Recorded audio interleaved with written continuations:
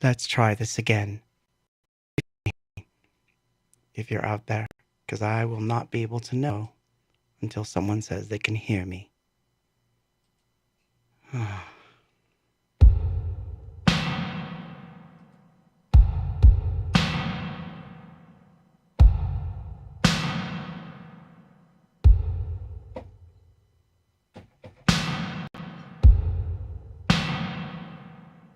Good.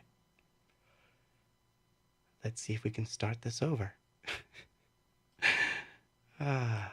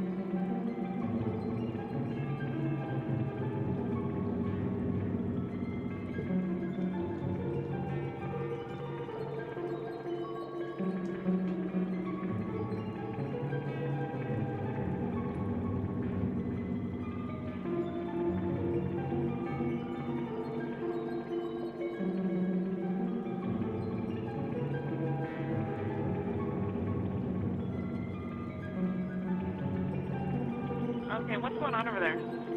Okay, lady. Me, my dad, and my brother, we're working on a truck in our backyard, and we have a big lot outside, right? Correct? Okay. We were working, and we just see in a corner of our eye something fall down from the sky, and it was with light, and when it hit down, it was like a big impact, and we felt it. We felt like an energy, and then we hear like a lot of footsteps near us, and then we have a big equipment, and we see, and there's like an 8-foot person beside it, and another one beside it, and it has big eyes and looking at us, and it's still there. Okay, where is this on your property? In my backyard. And I swear to God, this is not a joke. This is actually we terrified us. So there's 2 people or 2 subjects that are in your backyard? Correct, and they're very large. They're like 8 foot, 9 feet, 10 foot. I don't know. They look like aliens to us. Big eyes. They have big eyes, like I can't explain it. And big mouth. They're shiny eyes, and they're not human. They're 100% they're not human. Watch breaking news on YouTube. Subscribe to ABC7 Chicago Eyewitness News.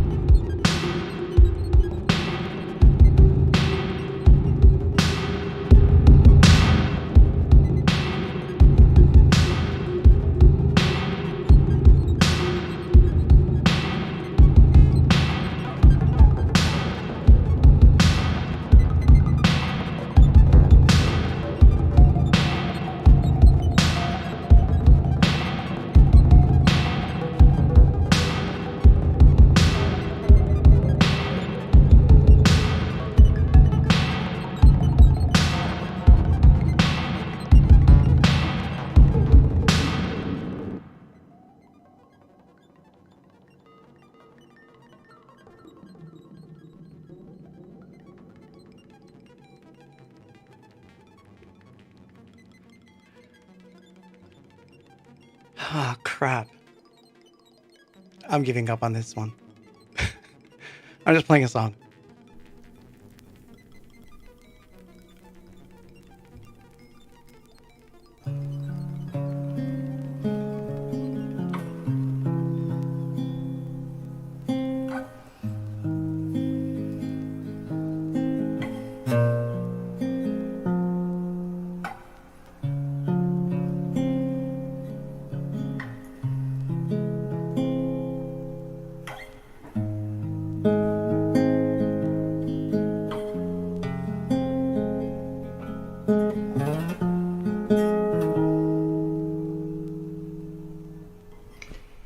You know my name.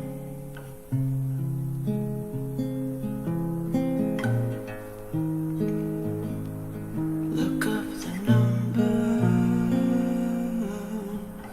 You know my name.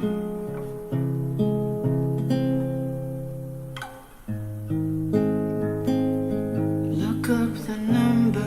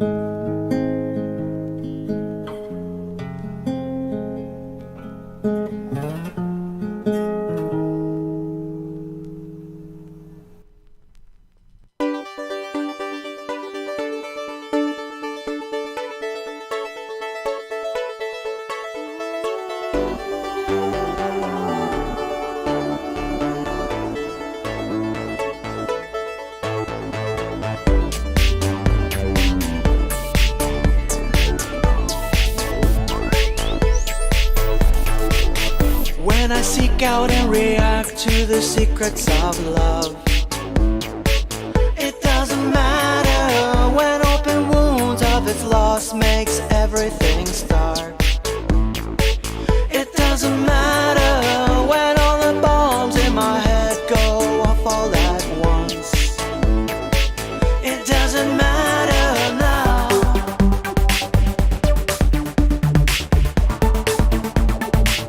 I see the future.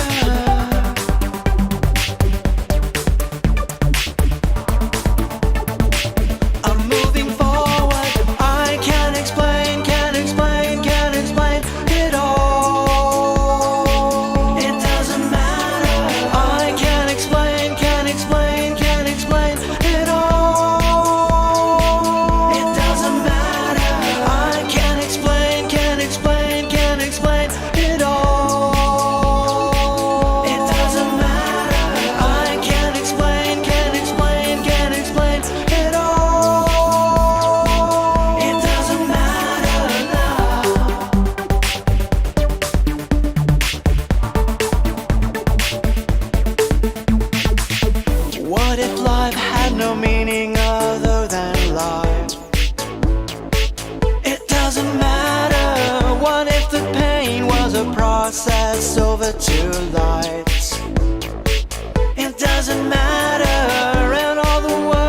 the tears meant nothing to us. It doesn't matter now.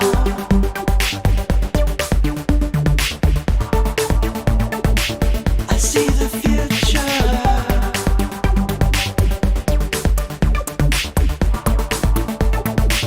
I'm moving forward. I can't explain it all. It doesn't matter. I can't explain it all. It doesn't matter. I can't explain it all. It doesn't matter. I can't explain it all. It doesn't matter now.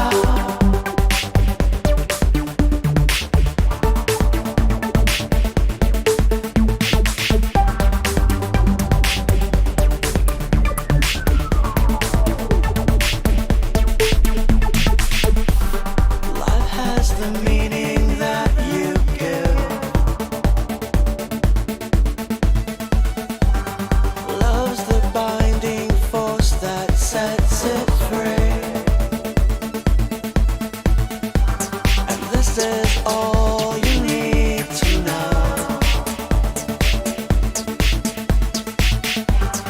As above and so below. I can't explain at all. It doesn't matter. I can't explain it all. It doesn't matter. I can't explain it all. It doesn't matter. I can't explain it all. It doesn't matter now.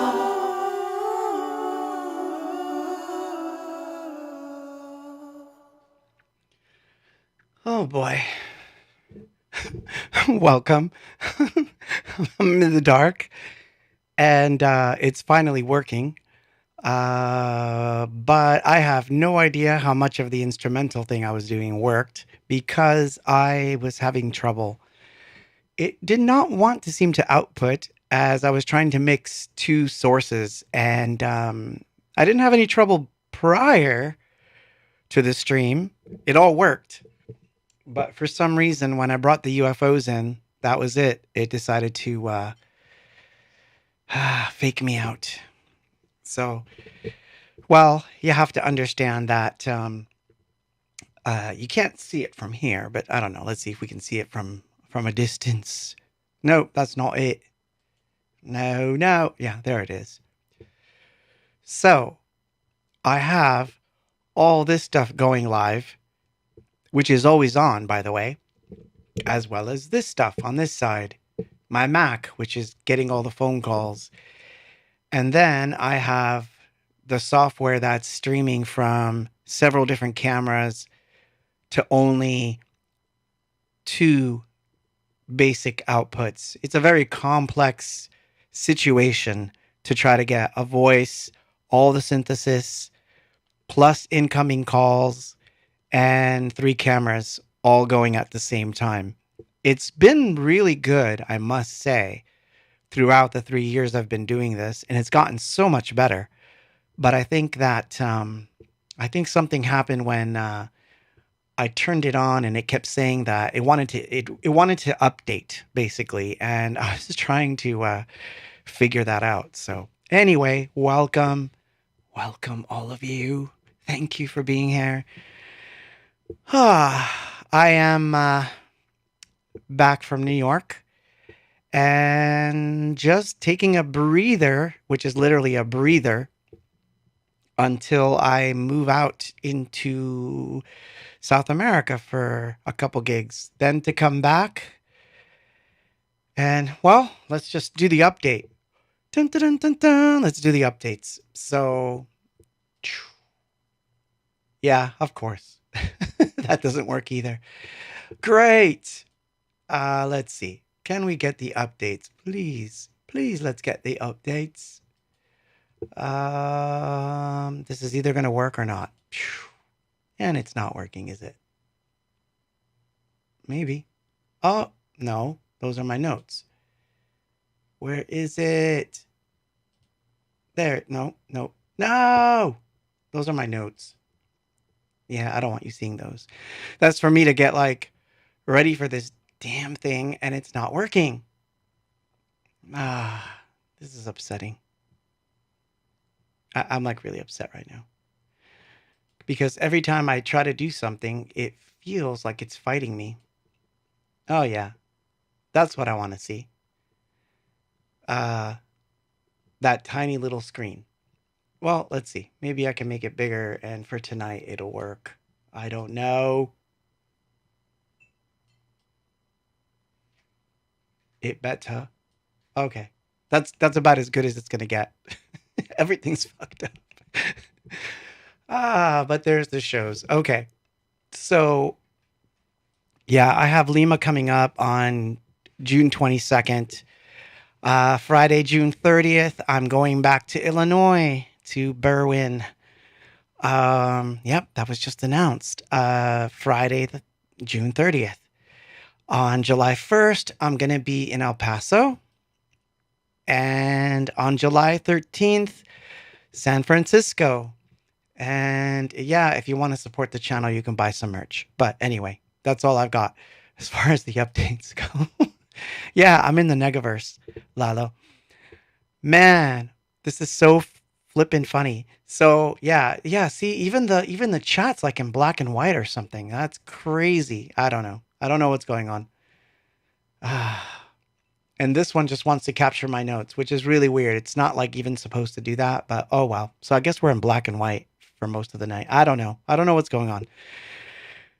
I guess I have to fix all this, but at the moment, I can't. So it's gonna have to do. At least we have music to like get us through it, right? Even if it is weird stuff. But anyway, there's a lot going on over here in A-Box land. Like I said, I just got back from New York. New York was a great gig. It was really cool. I enjoyed it. If you were there, thank you so much. I know Heiko was there, and Heiko's from Canada. He was in from Canada. So hi, Heiko. Let us know what's going on with the fires out there, because I know that's the crazy thing that's going on right now.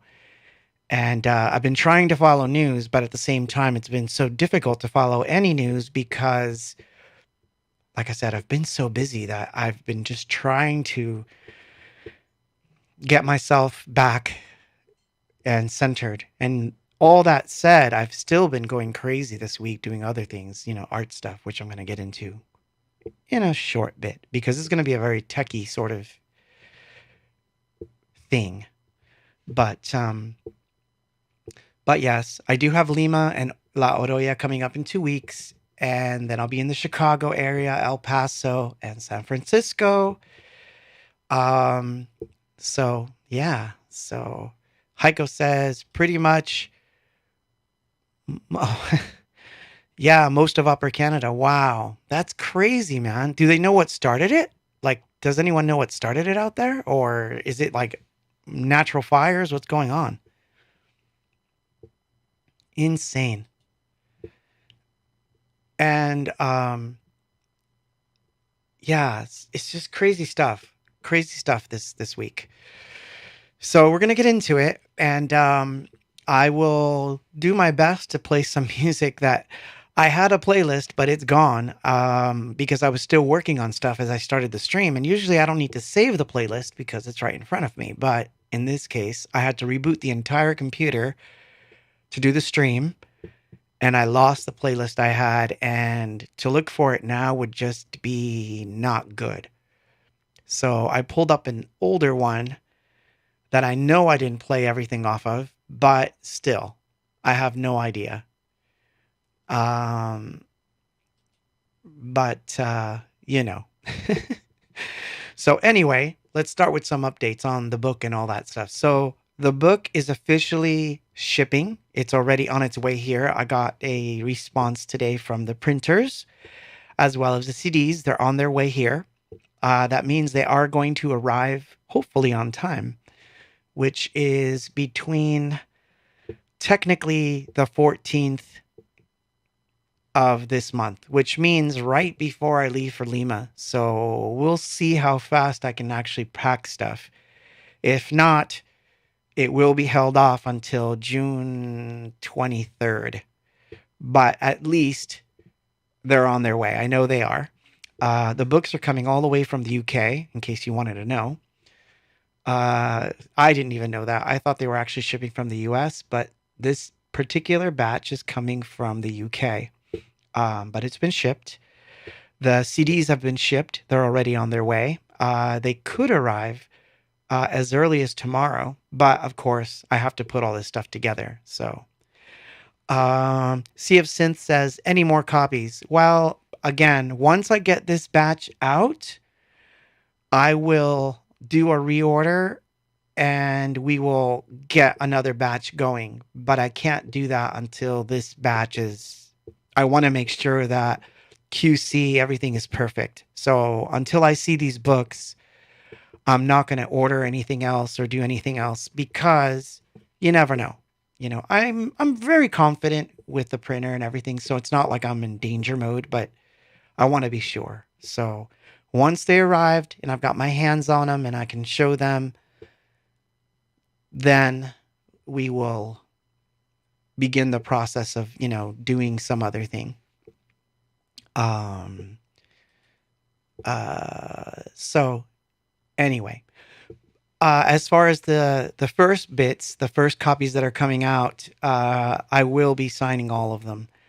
I can't say that I'm going to personalize all of them because it's a lot of work, to be honest. But I will be autographing the first run all the way through. So that's a big deal, especially the first 7, which are interesting. The first 7 books are interesting in and of itself, but then there's 7 other books that are in there that are also really strange, that I need to talk to you guys about tonight, which is this weird thing that I have to show you, but I'm going to in a minute. But so when the book was released on Bandcamp and it was done, I had it so that I could track from the first order to the last, so I can see who was the first person to order and, you know, who the last person was. And unless you were not paying attention, there was an open edition, also an NFT that there was. It was an open edition, and I'm going to explain what that means one more time so that people get it, because it was actually the last open edition that I'm ever going to do. So I'm very confident that that's probably the last open edition. So an open edition means that I initiate an NFT, and for 7 days, people can go in, mint one for themselves. In other words, create a token, and it goes into their wallet. And after the 7 days, the edition closes, which means essentially it runs out. And it wasn't free, but it wasn't really expensive. I think it was like $3 or something like that. And so I did it, and 7 people did it. 7 people made that jump and got that before it closed. So that means there's only 7 people that have that particular NFT, but they have something else, which I'm going to show you in a minute.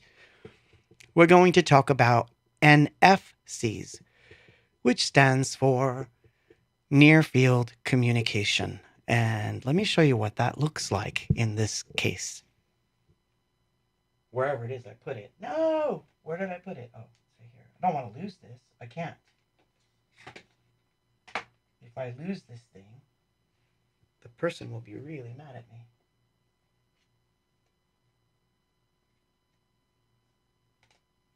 So I'm going to show you something really weird. Let's see if I can make the camera work so you can see this thing. This is an NFC, What this is, what you're looking at, is a credit card sized piece of plastic, but it has circuitry inside. There are circuits in there. And when you put this near your phone, this thing connects itself directly to the NFTs that were minted. So the 7 that were made directly connect to this card. And every single card, as you can see, this one says number 1 because I know who that person is. You know who you are because I contacted you. But this card will be slipped into the book when I ship it out to that person. And when they scan this card with their phone, this will connect to the NFT that is in their name that I made of those 7. So you should have taken advantage of it while you could. So you will see these again because these are going to be an interesting little scenario. But if you're wondering why I did this, I'm really into the whole NFT thing, but I also am into the idea of connecting a physical reality thing with a digital thing. And the reason that I like this is obviously it plays into my love of electronic music and weird electronic things.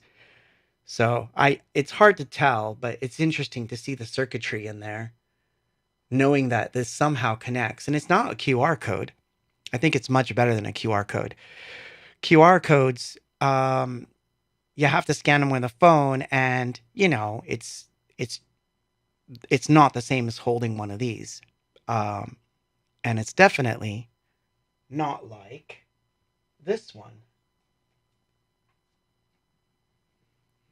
So the other day, when I was experimenting with this, because I left for New York, I'm going to tell you this story.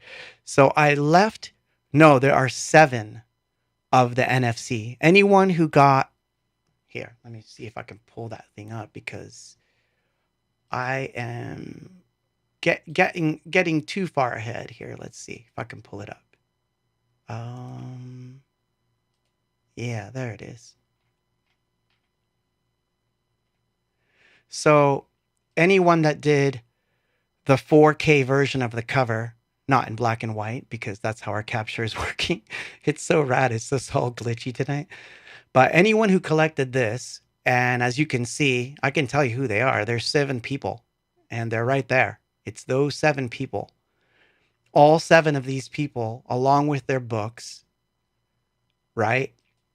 All 7 people, along with their books, are going to get that NFC. And that NFC directly connects to the one that's online. And forever, those are connected. And the card will show that that's their name. I can actually know who that person is. What's strange about this is that I can also scan that ticket at a show. So if someone comes in and they show their card, I can scan that card and know that they're one of those people that collected that token. So I can drop things into their wallet. So that's a really cool thing. It's one of the first real use cases for NFTs and NFCs that I really jumped on, and I wanted to play with this, but I haven't been able to because I was on tour. So when I got back from New York, I had a day off and I finally got a chance to play with it and, all that stuff. So, and anyway, in the course of doing this, I did a piece of art that is now on auction, and I will show you that, tonight. It's already on auction, but I'm going to show you something that I'm working on. And like I said, I'm taking the NFT stuff very seriously, and it's going to get more complex as time goes on, and it's going to involve more books, zines, limited edition CDs, and things like that. And NFCs or NFTs with NFCs are going to be part of that, and it's just my thing. Again, you don't have to participate, but there are some times where you're going to miss out. So it's just this thing that I'm doing. I am really into it, and I don't think there's any stopping because the technology is so cool that, anyway, I'm going to show you how cool it is in a minute, but let's play something. Let's see.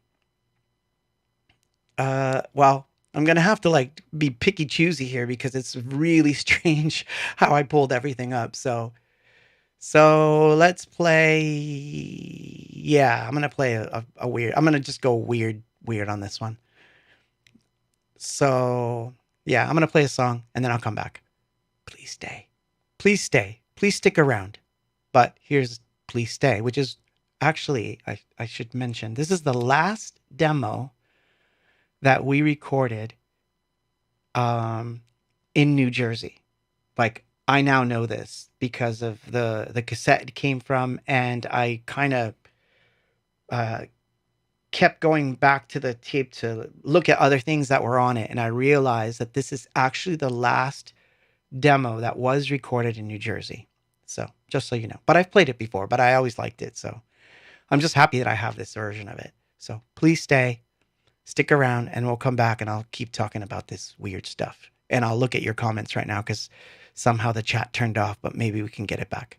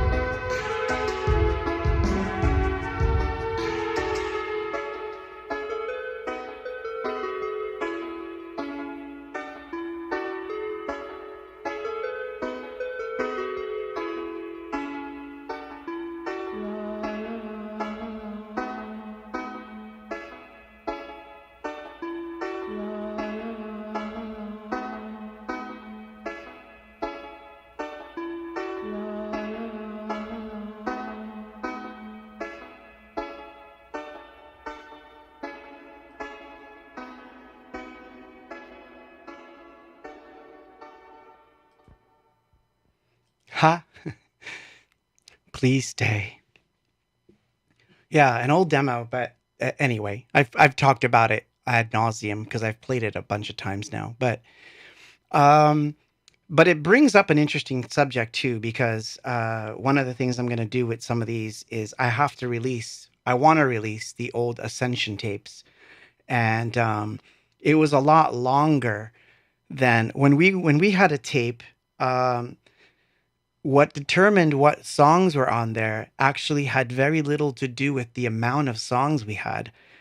It had more to do with, at the time, we couldn't afford to do 130-minute tapes or 100, 90-minute tapes. We could have filled them up, but we couldn't do it. So we kept going. We kept trying to negotiate with the duplicator in New York City. I just remember negotiating until we got it down to like 10 minutes or 15 minutes. So it was like 7 minutes aside or something like that. So that's why the early demo only had 6 songs on it or 4 songs on it. It was because we couldn't afford to make a longer tape. That's a true story. So, so yeah, there were other songs that I would have put on there, but we couldn't do it. So the idea was that sooner or later we would just have enough money to, put out a full album. But then, history is what it is. We got signed, and then, those things took a turn. And so therefore that didn't happen. So at some point, or I should say at several points this last year, while I've been working on the book, while I've been working on the new album, while I've been touring, while I've been doing NFTs, yes, this is how busy I am. While I've been doing all that stuff, I have been slowly putting um, Ascension back together again, where it's like all the right stuff, the real original stuff that's supposed to be there, plus all the art and all that stuff, because there was a lot more art back then too that I haven't shown anybody. So I've been working on that for a while. So anyway, so it's apropos that that song wound up on tonight's playlist, because at least I can give you an update that yes, that is something I'm working on. Um, uh, Not descension, ascension. Descension was a separate thing. But so anyway, back to the NFC thing. So um, I've done a couple posts about this, but art provenance is a big deal, especially when it comes to NFTs or digital art. Because as you know, you've heard me do my rantings about AI, how AI steals styles and art from other people and puts it together. So that's one aspect of it. But there's the other, which is blatant theft. Someone could take anything that I mint and remint it as their own. So I've been trying to figure out ways of having provenance. In other words, that someone can check and make sure, like, this goes with this. So I've been working hard on that. A lot of it has to do with minting on the correct blockchain and things that piggyback and forth. I can put serial numbers on, and I was working on this today, by the way, on the NFC chips. Anyone can buy an NFC reader, writer, and NFC chips and make their own and say, ha, I connected it to the NFT. However, they wouldn't know the serial number that I put into the chip itself that only I have. Special passwords, just like a wallet, so that so someone could check with me, is this real? And I would know that that NFC is real because I can check against the serial number that I embedded into it.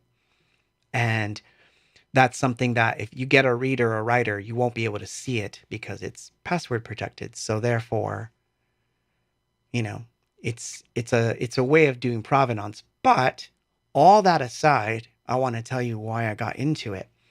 The first time that I learned about NFCs, it had nothing to do with provenance. It had to do with the ability to incorporate them into my art itself. Um, I had tried this with QR codes, and I love QR codes, but they're very distinct. If you do a QR code, yes, I can paint over a QR code. I've done that before. Yes, you can manipulate a QR code to a degree and it will still scan. But the minute that QR code becomes unscannable, then the whole point of having a QR code as part of the artwork goes out the window, because then the person can't scan it and see what secret thing I wanted them to find. So that's an interesting aspect of it. So I thought, with NFCs, it doesn't actually matter if you paint over them. It doesn't matter if there's a layer of muck on top of it. It's a radio frequency. It actually acts like Bluetooth. So I could incorporate NFCs into the actual art. And so, like, just imagine you're at a gallery, you're seeing a painting, or whatever it is, and by just touching your phone, and it's actually, you don't have to touch your phone to it, you just have to be in proximity. When you're in proximity of the NFC will initiate whatever sequence I set in motion, which could be a video as to how the art was made. I could take them to a download where there's a free song. See where that's going? And that's incorporated into the artwork. So I started experimenting. So here's a sketch that I was working on. This one is direct. It has the NFC right on the page, and I literally painted and varnished right over it. And can I show it? No. Yeah, maybe. Might be hard to see, but the round thing in the middle is the actual chip, and it's part of the art now. And yeah, I painted right over it and incorporated things into it. I can actually paint around it. I can put stuff on top of it, and it would still scan. It would still take you where I want. In fact, I tried it with this book closed, and I was able to get to the chip. So that's kind of interesting to me for obvious reasons. So if I did a limited edition, for example, of a CD, I could stick one of those inside of the actual cardboard case. You wouldn't see it, but it would have a function. So I find that very interesting. So I decided that I was going to explore that even further. So the cards that connect to the Hope books and that sort of thing, that's just the beginning. I'm going to do more of those because I'm really interested in it. And then I did this other NFC to NFT experiment, which is the thing that's on auction right now. And I'll show you what that is in a second. But I decided that I wanted to draw direct. When I got the reader, I got a couple extra blank cards, and I thought, what else can I do with these things? And so what I was trying to experiment with was literally destroying them. Like, how much damage, how much stuff can I pile on to this stuff before it won't work? And the truth is, it's quite a bit. It's pretty amazing. So I like it better than a QR code. I have like these little experiments in my mind to try that I'm gonna do. But so I don't. Well, this would have been 2019, and I wasn't streaming then. But in 2019, when I went to Seattle, for example, I dropped some art off at random street corners, and I just left it there for people to find it. And the only thing that was written on the back of them was the website. Like, I had literally written npop.com or anythingbox.com on them.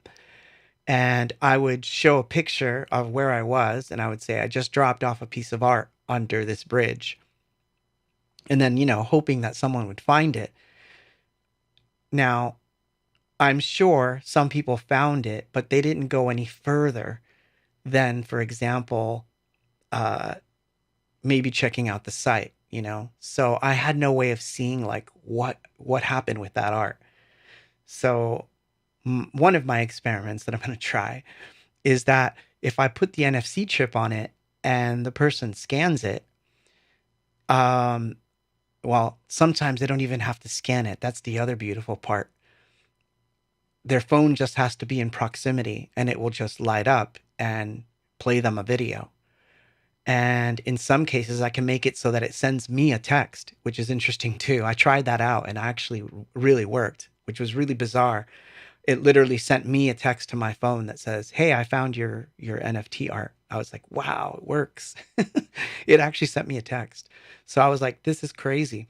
So it's crazy technology. I love it, and I'm going to mess around with it, and I'm going to see where it takes certain aspects of the art. But QR codes really can't do that. Um, so I was drawing, and I did this. So this is a drawing that was done directly onto the card. I don't know if you can see it actually. I don't know.